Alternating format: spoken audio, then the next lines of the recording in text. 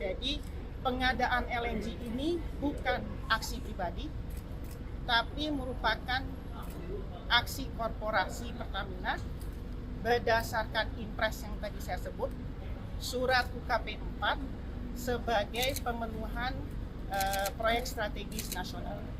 KPK menetapkan mantan Direktur Utama PT Pertamina Karen Agustiawan sebagai tersangka atas kasus dugaan korupsi pengadaan LNG di Pertamina tahun 2011 hingga tahun 2021. Setelah menjadi tersangka, Karen mengaku bahwa pengadaan LNG bukanlah aksi pribadi, melainkan aksi korporasi Pertamina. Dilansir dari tribunnews.com, hal itu diungkapkan Karen sebelum ditahan Komisi Pemberantasan Korupsi atau KPK di Gedung Merah Putih KPK Jakarta Selatan, tepatnya pada Selasa 19 September 2023 malam. Dalam kesempatan itu, Karen mengatakan pengadaan LNG tersebut menindaklanjuti instruksi Presiden atau Impres nomor 1 tahun 2010, yakni tentang percepatan pelaksanaan prioritas pembangunan nasional tahun 2010. Sebagai informasi, KPK menetapkan Karen Agustiawan sebagai tersangka terkait perkara dugaan korupsi pengadaan LNG di Pertamina tahun 2011 hingga tahun 2021. Namun Karen membantah KPK yang menyebut dirinya secara sepihak memutuskan melakukan kontrak perjanjian perusahaan dengan CCL atau LLC Amerika Serikat.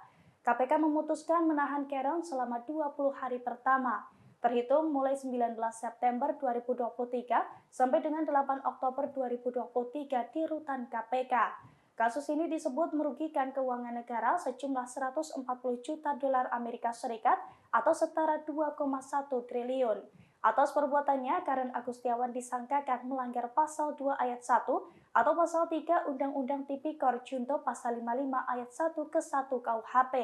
Perintah jabatan saya berdasarkan Perpres 2006 terkait energy mix, di mana gas harus 30%, terus Impres 1 tahun 2010 dan Impres 14 di tahun 2014.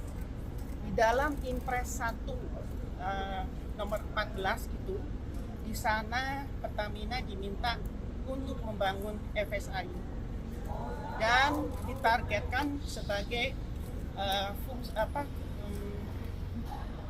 keberhasilannya adalah dimintakan untuk tanda tangan perjanjian LNG di bulan ke-9 tahun 2013. Dan ini sudah sesuai dengan apa yang diperintahkan. Jadi pengadaan LNG ini bukan aksi pribadi, tapi merupakan aksi korporasi Pertamina berdasarkan impres yang tadi saya sebut, surat UKP 4 sebagai pemenuhan proyek strategis nasional.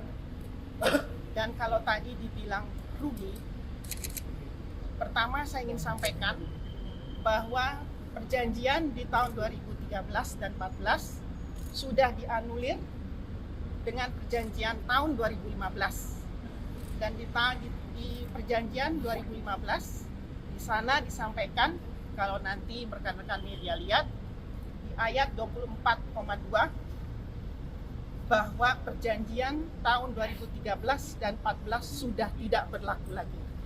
Ya, itu satu. Dan yang nomor dua, kalau misalnya tadi bilang marak bahwa ada kerugian itu diakibatkan karena masa pandemi di tahun 2020 ya dan 2021. Akan tetapi sebetulnya pandemi atau tidak pandemi, Pertamina harusnya untung, karena berdasarkan dokumen yang ada tahun 2018 bulan Oktober, Pertamina itu bisa menjual ke BP dan juga ke Trafigura dengan nilai positif 71 sen per MMBTU. Terima kasih sudah nonton. Jangan lupa like, subscribe, dan share ya.